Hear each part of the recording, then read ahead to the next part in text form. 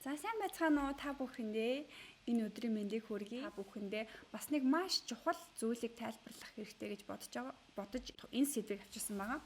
Энэ сэдв маань юу вэ гэхээр subject and verb agreement байгаа. За энийг яагаад танилцуулахаар болсон бэ гэхээр энэ subject and verb agreement гэдэг дүрм маань өөрөө өгүүлбэрийг яаж зохиох вэ? Яаж өгүүлбэрийг зөв хэлэх вэ гэдэг дүрм байгаа тийм ээ. За англиар ярьж байгаа хүн active tense дээр ярьж байгаа хүн болвол ихэнх тохиолдолд бараг 99% дээр нь энэхүү өгүүлбэрийн дистараллыг мөрдөж байдаг гэсэн үг. Энэ ямар дистарал вэ гэхээр subject тухайн үйлдэлийн тухайн өгүүлбэрийн эзэн гэсэн үг тийм ээ. Энэхүү эзэн нь ямар ч байж болно. Би байж болно. Тэр ихтэй, тэр эмэгтэй буюу he, she, араас нь тэдгээр хүмүүс, альсгүй болвол тэдгээр амьтад, альсгүй болвол амьгүй бас зүйлүүд байж болно шүү дээ. Одоо жишээ нь гэхэд энэ усны сав байлаа гэхэд усны савны талаар ярьж байгаа бол усны сав эзэн болж хувирч болдог. Би та бүхэнд энгийн монгол хэлний дүрмийн ингээд тэр нэг тухайн нэр томьёолуудыг хэлхээс илүү ингэж махчилж ойлгох маягаар илүү ингээд та бүхэнд ойрхон болгох зорилгоор ингээд илүү ингээд хэлбэрээр тайлбарлах учраас та бүхэн маань энийг зөвгөр ойлгож аваарай. За өгүүлбэрийн эзэн байж гин тий. Эзэн байгаад араас нь шууд тэр эзэн тухайн ямар нэгэн үйлдэл хийж идэг. Ихэнх өгүүлбэр төр. За би сургууль руугаа явсан гэдэг өгүүлбэр байлаа гэж бодъё тий. Тэнгүүд монгол хэл дээр би гिचээд сургууль руугаа гिचээд араас нь явсан буюу үйл үг нь залгуулж байгаа бол англи хэл дээр би явсан сургууль руугаа. Subject эзэн явлаа араас нь шууд үйл үг явж идэг шүү. За тэгээд үйл үг нь ямар үйл үг байдаг вэ гэхээр би энэ үйл үг нь хоёр төрөлд хуваагдж идэг байна. Хоёр төрөл нь ямар төрөл вэ гэхээр эхлээд зүгээр verb гэж байгаа юм тийм ээ. Verb гэдэг маань болохоор зүгээр миний нөгөө нэг өмнө нь үзчихсэн өргөн хэрэглэгддэг 100 үйл үг гэдээ байдаг шүү дээ тий. Тэрнэр байдаг л өгнөд гэсэн үг. Run, jump, go have гэдэг маань ч гэсэн үйл үгээр ашиглагдаж болдог тийм ээ. За энэ үйл үгнүүдийг болохоор энгийн verb гэж нэрлэдэг байгаа. Саяны миний хэлсэн үйл үгнүүд болохоор ямар нэгэн үйлдэлийг хийж байгаа тохиолдолд ашиглагддаг гэсэн үг. Гөөх, суух, явах, буцах тий. Энэ ямар нэгэн үйлдэлийг хийж байгаа. Бусад өөр тохиолдлууд дээр болохоор би бол цэцгээ гэдэг ч юм уу тийм ээ. Тэр эмэгтэй бол гайхалтай. Тэр ихтэйгийн цамц бол цэнхэр гэдэг ч юм уу тийм. Эдгээр үгнүүд байгаа. Одоо тэрийг юу гэж нэрлэдэг байгаа гэхээр to be гэж нэрлэдэг байгаа. За to be-ийн формууд байж болдог гэсэн үг. За to be-ийн формууд нь ямар формууд байдаг вэ гэхээр одоо энэ дээр цаашаага үзнэ. Тэгэхээр та бүхэн минь энэ хичээлээс яг миний ярих гээд байгаа зүйлээс их ойлгох юм бол verb байж болж байна. Араас нь to be-ийн формууд гэж болж байна. Тэгэхээр subject орлоо, verb эсвэл to be-ийн формууд тэгээ араас нь хэлэх гээд байгаа зүйлүүдийг хэлж явах нь тий. Энэ verb-ийн араас ихэвчлэн object буюу тухайн үйлдэлээр хийгдэж байгаа зүйл ордог байх нь тийм ээ. За одоо хэдүүлээ багшийнхаа бичсэн жишээн дээр ингээ харцгаая. Subject буюу I эхний үйлбэр дээр am гэж тийм ээ. I гэж ивэл am гэдэг am гэдгийг залгадаг байх нь тийм. To be-ийн форм нь to be-ийн форм маань өөрчлөгдөхөөр am is are гэдгээр өөрчлөгдөж идэг гэсэн үг. За тэгэхээр I am beautiful гэх юм бол I гэж байгаа тохиолдолд to be-ийн am гэдэг форм хөлбөр орж ирдэг гэсэн үг. Тэгээд нөгөө нэг эхнийх нь энэ to be орсон өгүүлбэр нэг явж гин. Араас нь болохоор I play basketball гэж юм тийм ээ. Нөгөө гүйсэн харьяасан гэдэг үйлдэл байдаг гэж хэлжсэн шүү дээ. Үйлдэл чинь энэ play буюу тоглох гэдэг одсон байна. I play basketball.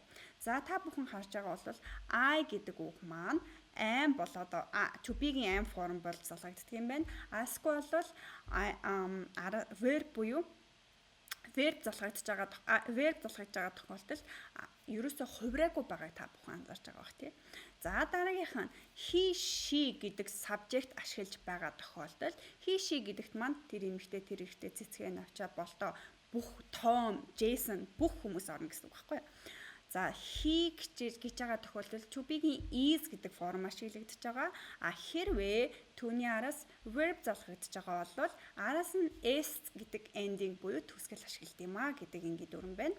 За Сара гэдэг нэртэй хүн англи хэл заадаг гэж энэ. Тэрэн дээр болохоор Sara teaches.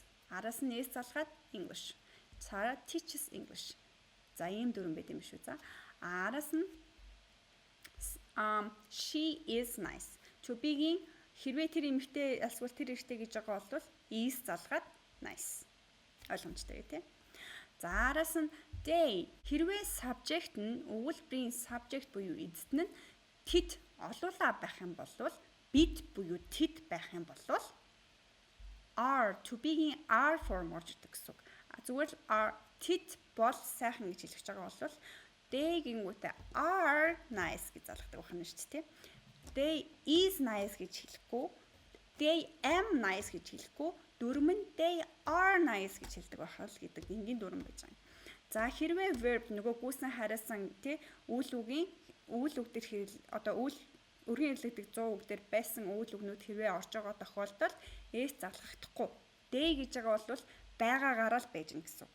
Ерөөсөө л яг л энгийн эхний хувилбараараа байж гэн гэсэн үг шүү. За he she дээр бол s нэмэгдсэн бол they дээр нэмэгдэхгүй гэсэн үг байна. За дараачих нь it гэж байгаа. It гэдэг маань юу гэж хэлж байгаа вэ гэхээр амьгүй зүйлсэд хэлж байгаа. За миний түрүүний хэлсэн усны сав гэж болж байна. Squat бол байшин, байрлал одоо юу гэдэг бүхэл юм амьгүй бүхэл юмыг хэлж байгаа бол it гэж орлуулдаг. За байшин гэж хэлж байгаа бол энэ байшин бол худалдаалагдахгүй шүү гэж хэлж байна те. За this house гэдэг маань subject боллоо. Is гэдэг үг маань ороод ирж байгаа сте те.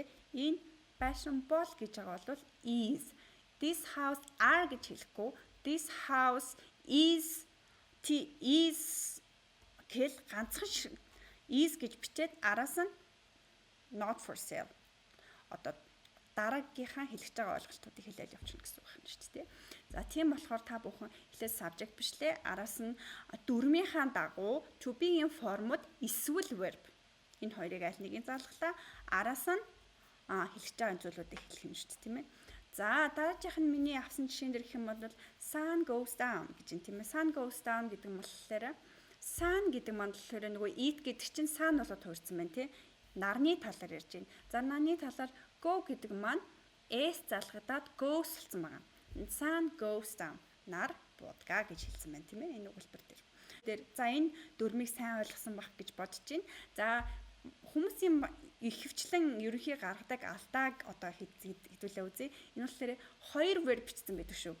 He is goes dancing гэдэг ч юм уу тий. He is goes dancing гэх юм бол яасан бах нь he гэдэг subject-ийг орсон байна. Араас нь is гэдэг verb орсон байна. Араас нь goes гэдэг verb орсон байна. Хоёр verb бичихгүй. Present simple цаг дээр хоёр verb бичихгүй. Аль нэг нь эсвэл he goes dancing, he goes буюу he she дээр go гэдэг дээр s залглаа goes dancing асгүй бол he is a good dancer. Тэр эрэгтэй бол маш сайн бүжигчин. Ойлгомжтой юу? За энэ subject and verb agreement дээр өгүүлбэр болгон дээрээ та бүхэн маань анзаарч байгаарай. Миний subject таав байна. Subject маань ямар тоон дээр байна? He вэ нү, she вэ нү, they вэ нү, it вэ нү? Аль нэгээс хараад тэгээ араас нь би зүг бичиж юу? S he she байх юм бол би s залгаж юу? Тэ? Am they are байх юм бол s залгаагүй байна уу гэдгийг маш сайн анзаарч байгаарай гэж би та бүхнээсээ дахин хэлмээр байна. Энийг зөв бичихгүй бол та бүхэн маань англи хэлний 12 тенсэн дээр бүгдэн дээр нартна гэсэн үг шүү. Энийг маш сайн ойлгосны эцэс та бүхэн маань дараалан шат чаттайгаар зөв бичнэ. Дараалан шат чаттайгаар ахна гэсэн үг юм байна. Үндсэн өгүүлбэр дээр алдж байгаа хүн бол хизээч цаашаага тенс болон одоо нэг цаг хувиргаад зөв бичээд байна гэж байхгүй шүү. За энийг маш сайн ойлгоорой. За энэ хичээл маань ойлгомжтой байсан болов уу гэж найдаж байна. Ойлгоогүй бол та бүхэн минь дахин үзээрэй гэж би хүсмээр байна. За одоо саяны хэлсэн дүрмүүд дээрээ ашиглагдж байгаа subject and verb agreement гэсэн дүрмийнхаа дагуу орж байгаа хит хитэн өгүүлбэр маань яаж англи хэлээр одоо буусан байна гэдгийг хэдүүлээ харцгаая. За жишээлх юм бол I'm an excellent tennis player гэдэг өгүүлбэр байна тийм ээ. I am an excellent tennis player гэдэг бол би бол маш сайн теннис тоглогчоо гэж хэлсэн. Одоо би теннис тоглох. Одоо орчуулах юм бол би айгүй сайн теннис тоглох хүн л гэж орчуулах юм биш ч тийм. Гэхдээ энийг та бүхэн маань англи дээр хэлэхдээ үг үгээр нь бол орчуулгачихгүй. Би сайн теннис тоглодог гэж хэлэх юм бол орчуулгахдаа та бүхэн маань ингэж орчуулж магадгүй л дээ. Энэ хичээлийг үзэхээс өмнө бол be very good, short very good сайн тоглодог play. Та миний хичээлийг үзсэн учраас та миний subject нь юу вэ? I араас нь am. To be-ийн am form залгагдаж байна. Яг гэх юм бол I гэж байгаа тохиолдолд am залгадаг. Тэгээ би өөр verb авахгүй, би play гэдэг үгийг авахгүй. Яг бол миний verb энд байж гэн те. Ганцхан л verb аав би. I am an excellent tennis player. I subject am. Араас нь би маш сайн гэдэг маань excellent tennis player ширний теннис тоглогч тийм ээ. I am гэдэг үг маань орсон байна. Өгүүлбэр маань зөв байна. За араас нь you are a great student гэдэг үг орсон байна тийм ээ.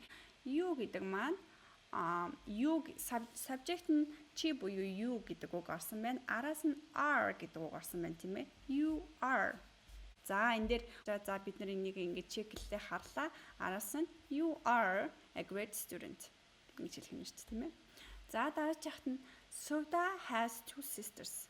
Suvda гэдэг эмэгтэй гэдэг маань he she гэдэг дээр ашиглагддаг. Тэр эмэгтэй гэж орох нь тийм ээ. За одоо дахиад хэдүүлээ юу руугаа оръё. Дахиад хэдүүлээ table руугаа чек хийлээ. Have одоо юу гэж байна? Verb гэдэг дээр нэмэг нь s гэсэн биз дээ. Have гэдэг үг маань has болж өөрчлөгддөг. Haves гэж өөрчлөгддөггүй. Has болж өөрчлөгддөг. Та бүхэн мэдж байгаа тийм. Тэгэхээр Suvda has гэдэг have гэдэг маань verb хэлбэрээр орсон байна. За, Suvda has two sisters. Тувда хоёр эхчтэй тийм ээ. За, дараагийн өгүүлбэр дөө бид нэр орцгоё. My brother's friend's name is Болдоо. My brother's friend's name is миний ахын найзын нэрийг Болдоо гэдэг гэж байна тийм. За, тэгэхээр энэ өгүүлбэр дээр subject маань юу вэ гэхээр миний ахын найзын нэрний талаар ярьж байна тийм үү? Subject нь нэр болж таарж байна. За тэгэхээр нэр гэдэг маань юусаар амьгүй зүйл тийм ээ. Тэгмүүд it гэдгийг болох нь шүү дээ. Амьгүй нэг шиг зүйлийн талаар ярьж байгаа учраас to be-ийн форм дээр is гэж залгана. Альсгүй бол verb дээр s залгана. Тэгэхээр энэ дээр аль нь вэ? Is to be-ийн форм дээр is гэдгийг залгасан байна тийм. Тэгэхээр name is Болдоо болж хуурж байна. За дурдаачих нь my students attendance was poor тийм ээ. За энэ дээр болохоор багш нь өнгөрсөн цаг дээр нэг жишээ оруулж өгсөн байгаа. Яагаад тэгэхээр is гэдэг маань өөрөө өнгөрсөн цаг дээр was болж өөрчлөгддөг. Гэх мэтчлэн хэрвээ та бүхэн маань суурай зөв тавиад өгчих юм бол ингээд past simple, future simple гэдэг ингээд ирээдүйд цаг өнгөрсөн цаг дээр ингээд жижигхэн twist буюу ингээд өөрчлөлтийг хийгээд зөв бичиж болд юм шүү гэдгийг минь та бүхэндээ харуулахын тулд was гэдэг example буюу жишээг авсан байгаа. За энийг та бүхэн маань дараагийн энийг ойлгосон тохиолдолд past simple цаг үзээд эхэлсэн үед ингээ ойлгочих боломжтой юм аа. Та бүхэн маань анзаарж байгаа бах my students attendance гэдэг нэг дээр нэг юм таслал шиг юм тавьсан байгаа зү тэ. My brother's friend's name is Болоо гэдэг ч гэсэндээ бас нэг юм тавьсан байгаа. Энэ яг юу гэсэн үг юм бэ? Энийг яаж хэрэглэх юм бэ гэдгийг багш нь өөрийнхөө YouTube-ийн номтой хамт гэсэн YouTube сувган дээр үнгүү англи хэлний хичээл заадаг байгаа. Тэр хичээл дээрээ та бүхэн маань possessives-ийг хэрхэн ашиглах вэ гэдэг хичээл байгаа. Тэрийг та бүхэн маань олоод хараарай. За дараагийн жишээн дээр Болроо and Амра are my siblings гэж юм тийм ээ. Болроо and Амра нар бол миний ах дүүс байгаа юм аа. Тийм ээ, миний төрсөн эгч дүүс, ах дүүс гэхийг siblings гэж нэрлэдэг байгаа тий. Тэгэхээр Болроо and Амра нар Болроо Амра хоёр нийлээд тит болж байна тийм ээ. They болж байна тийм ээ. Тэнгүүд тит нар бол гэж ашиглаж байгаа учраас бүгдээрээ буцаад нөгөө нэг төрмийнхаа табл руу очингууд they гэдэг дээр яаж ашигладаг вэ гэхээр араас нь are залгадаг. Болроо and Амра are гэж байгаа сте тий. Нэг бол are, нэг бол verb. To be-ийн form дээр бол are, нэг бол verb тий. За хэдүүлээ to be-ийн формыг ашиглаж байгаа учраас are гэж залгах нэ гэж ойлгож болох нь. За Болроо and Амра are my siblings. За дараагийн жишээн дээр number of people live in this house. За number of people гэдэг маань a number of people гэдэг маань болохоор тэдгээр хүмүүс хідэн хүмүүс буюу дахиад they тийм ээ. They за хэдүүлээ өмнө нэг тейбл дээрээс харж ирсэн verb залгаж байгаа тохиолдолд to be биш зүгээр verb залгаж байгаа тохиолдолд verb маань тэр чигээрээ бичигднэ гэсэн мэсэн are залгаагүй аль нэгийг хэрэглэн штэ. Эхнийх дээр нь are хэрэглэсэн, дараачих дээр нь зүгээр энгийн verb ашигласан. Тэгэхээр leave гэж бичээд s залгахгүйгээр энэ ашиглагдж байгаа verb маань энэ юм аа гэж ойлгож болох нэ. За дараачих дээр нь болохоор future tense describes things that have yet to happen гэж юм тийм үү. За энэ маань юу гэж юм гэхээр ирээдүйд цаг удахгүй болох гэж байгаа зүйлийн талаар зүйлийг төрсөлдөг гэсэн байна тийм ээ. За энэ өгүүлбэр дээр харах юм бол subject нь хаана вэ гэж өөрөөсөө асуух нь тийм. Subject нь болохоор future tense. Future tense гэдэг маань өөрөө ирээдүйд цаг гэдэг маань өөрөө subject болж өгүүлбэр эзэн болж ирж байна. Тэгээд future tense маань гэдэг болохоор бидний түрүүгийн table-аас харах юм бол дөрмийн table-аас харах юм бол амьгүй зүйл тийм ээ. Амьгүй нэг шиг зүйл болохоор хамгийн доотлолт байгаа it-ийн араас яаж залгадаг вэ гэхээр is гэж нэг бол залгаханд verb дээр нэмдэг нь s буюу verb нь s залгагдана гэсэн дүрм ашиглах нэ гэж ойлгож болж байна. Тэгэхээр хэдүүлээ одоо энэ өгүүлбэр дээр the future tense describes араас нь залгацсан биш үү? Describe гэдэг үйл үгийг араас нь s залгаж ашиглаад future tense describes things that yet to happen ингэж оруулж ирсэн байна тийм. За дараагийн жишээг харцгаая. За энэ болохоор миний зүгээр энгийн Википедиагаас авсан юугаа өгүүлбэр байгаа. Donald John Trump is the 45th and current president of the United States гэсэн байна тийм.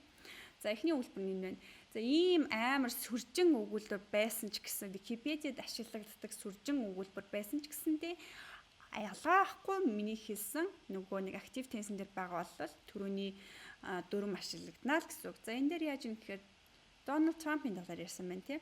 Donald Trump гэдэг монголоор өгүүлбэрийн subject he she буюу тэр эртний талаар ярьж байгаа учраас буцаал нөгөө өгүүлбэрийнхаа нөгөө нэг дөрмийн таблиц руугаа орохоор he she-гийн араас нь is юм уу verb дээр нэмдэг нь s залгагдана гэдэг юуныхаа дагуу одоо энэ хоёрт бичигдсэнийхаа дагуу John Trump болоо 45 дахь буюу одоогийн ерөнхийлөгч юм аа гэдэг дээр Donald Trump is гэж явуулах нь шүү дээ тийм ээ. За гих мэдлэгтийнгээр та бүхний анзаарсан бол subject-ийг бичээд араас нь шууд verb-ыг түрүүний дөрмийн тайлбарын дагуу бичиж сурах нэ. За та бүхэн маань хамгийн миний англи хэл сурж байгаа хүн хамгийн түрүүнд юу сурах хэрэгтэй вэ гэх юм бол би subject and verb agreement-ийг үгээс сурсныхаа дараа энэ subject and verb agreement-ийг заавалжгүй дөрөм гэхээсээ илүү энийг төрүүлж үзээсээ цаг гэхээсээ илүү энийг төрүүлж ойлгосоо гэж хэлсэн үтсний үндсэн дээр энийг маш дэлгэрэнгүй багш нь тайлбарлаж өгөх гэж хичээлээ. За ингээд дараагийн дугаараар дахин уулзлаа. Түр баярлалаа.